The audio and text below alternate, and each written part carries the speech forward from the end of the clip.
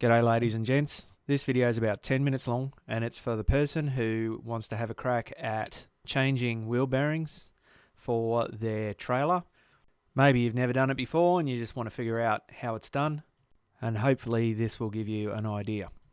So you can see I've just marked those wheel hubs, so I put the same wheel hub back on the axle that I took it off. I loosened the lug nuts while the trailer was on the ground and then jacked it up to pull the wheels off. These wheel spindle nuts are held in place with a little cage to retain them and keep them in position, but most people will actually have a little split pin. Either way, they're fairly easy to remove and hopefully your nut is nice and loose. Once the nut's released, you can easily remove the outer hub by gently pulling it away from the axle. It's been a very long time since this trailer's had a wheel bearing service. So as you can see, the grease is very blackened. We've also got a cross-threaded lug, which we simply remove by knocking it out with a hammer. There'll be a list of all the parts, including these lugs, in the description if you need to find parts. Most trailers have parts in common, but if you're not quite sure, it's always good to measure before you purchase. Placing the new lug in is as simple as turning over the housing, dropping the lug into position. It will generally want to sit slotted in where the old one was, and then simply driving it into position with a hammer and pin. Next, you need to remove the lip seal. These lip seal pullers are readily available and are very good at pulling lip seals. It's very difficult to do it with any other tool. Then we just pull the old bearing out, and again, she's pretty messy. Now it's all about cleaning. I like to use a butter knife from the kitchen to pull all the grease out. It comes in handy when you're putting grease back in also. It also helps minimize the amount of paper towel you go through. We then use a pin punch on the inside of the outer race of the bearing to remove these races from the housing. You might find a bunch of people suggesting that you don't need to remove these races, but it is imperative if you wish to do the job properly. You simply place the pin punch on the inner lip of the race and knock the race out using the alternate edges to shimmy the race out slowly and keep it even so you do not damage the housing. You may find you need to tip the housing on its side to get the bearing race out the last bit, as the race is probably going to stop on your bench top as you're working. And evidently this race has gotten heated up. You can see by the brown on the outside of the bearing race, and on the inside you can see a little bit of linishing where the dirty grease has polished the inside of the race.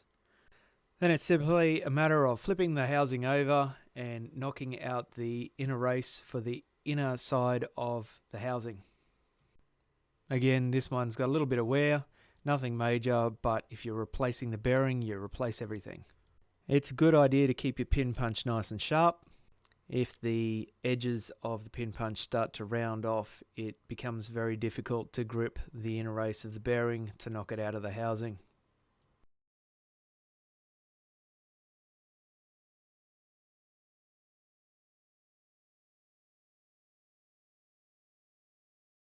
Alright, new bearing time. I always like to use a good name brand bearing. I know there are plenty of cheap bearings out there, but I am always a little bit worried about what you get for the money, and a good bearing is usually about $10 each, which isn't a great expense to make sure that you've got the best product for the job. Preparation work for new bearings is imperative. Everything needs to be spotlessly clean. Your tools, your bench top, the housing it's getting put into, everything. To minimize handling, I like to do one side first and then move to the next. I also like to use these little bearing insertion tools. It helps keep everything square as it's being rammed into position. And as you can see, I leave the bearing itself in the plastic bag while I insert the outer races. Again, this is to minimize any dust or dirt getting on those bearings. If you're not prepared to be a clean freak while installing bearings, then get somebody else to do it for you. Again, all these tools I'm using are in the description if you'd like to have a look at them. I get a little affiliate bump from Amazon whenever I sell anything, so it's a big help for the channel. If you see something you like, go ahead and buy it. Now this is a horse trailer, so I use standard grease.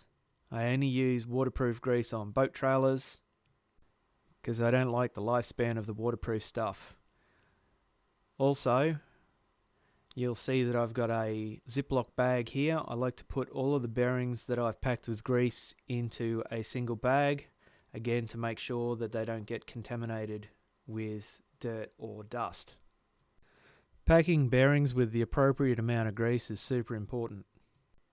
I use this scraping method to force grease into one side of the bearing until I can see grease coming through the bearings themselves and coming out the other side of the bearing. Once I can see that, I flip the bearing over and add a little more grease on the other side. And that is one fully packed bearing.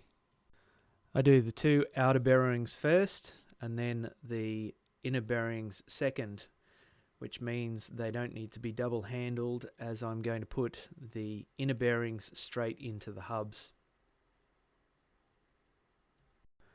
We then use the butter knife again to add a little grease to the inner area that sits between the two bearings.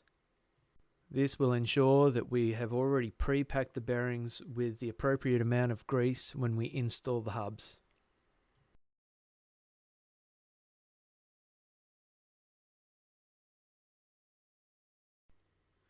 We then use the same tool as we were using earlier, flipped upside down, to drive the lip seals into position.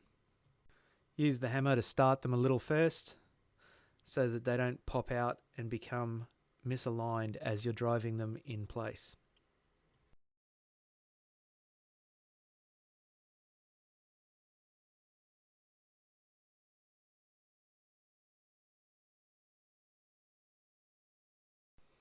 You then use your finger to apply a little grease to the inner side of the lip seal so that it is lubricated when you install it.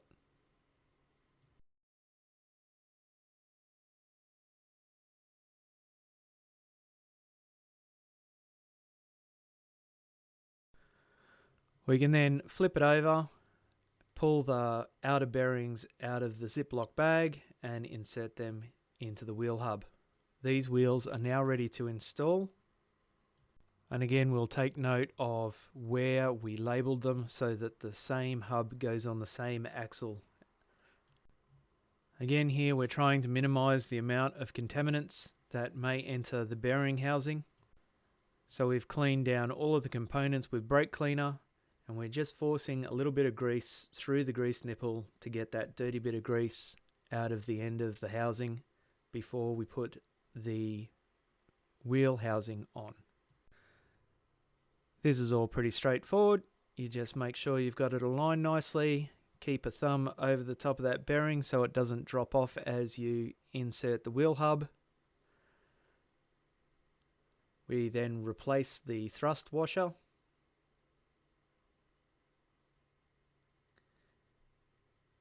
And the retention nut, making sure that any labeling is exposed to the outside for no other reason than this is the way manufacturers like you to do the job. This retention nut gets tightened and then loosened off again.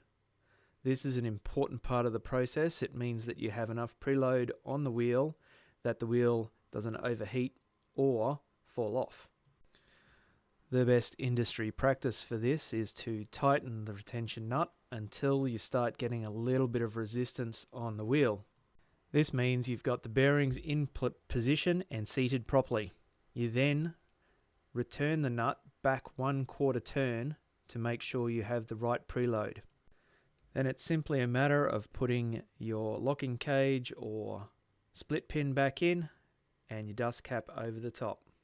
There is no need to add extra grease as we have already greased the bearings appropriately. I like to put a little bit of anti-seize on my lugs. This just makes sure we don't get a cross-threaded situation later on down the track. And then it's a matter of slipping the wheel back on, putting the lug nuts on finger tight first, and then racing them up. Use your standard wheel nut tightening exercise of opposing nuts, and then use a torque wrench to torque the nuts up to 90 foot-pound. This ensures everything will stay put and you don't have a wayward wheel overtaking you down the highway. Thanks for watching, guys.